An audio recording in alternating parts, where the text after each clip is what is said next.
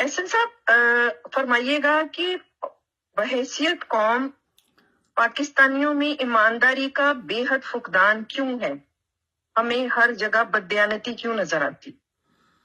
اس کی ریزن ایک ہی ہے کہ فطرت میں موجود جو اللہ تعالیٰ نے خیر اور شر کا شعور رکھا ہوا ہے، اچھائی اور برائی کا، جی جی جس کو ان الفاظ میں قرآن بیان کرتا ہے فجورہ و تقویٰ، اس کا خیال نہیں رکھا گیا اور نسلوں سے نہیں رکھا گیا، اور اب تو ایسے لگتا ہے کہ یہ ہمارے ڈی این اے میں شامل ہو چکی ہے یہ بیماری۔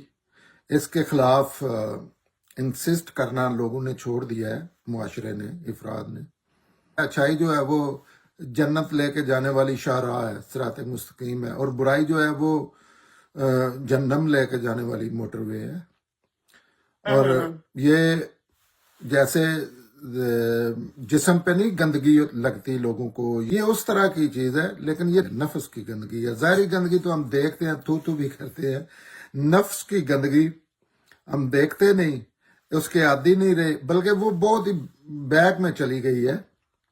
اب تو جو سچ بولنے والے ہیں ان کو غور سے دیکھا جاتا ہے کہ یہ کیا کر رہے ہیں، ان کو کیا ہو گیا ہے۔ یہ ایسی چیزیں ہیں جن کا انسان سلولی گندگی میں گرتا گرتا ہے، سطح پہ چلا جاتا ہے کہ اب اس کو صفائی کی دعوت دی جائے یا صفائی کی طرف لایا جائے تو وہ نفرت کرتا ہے۔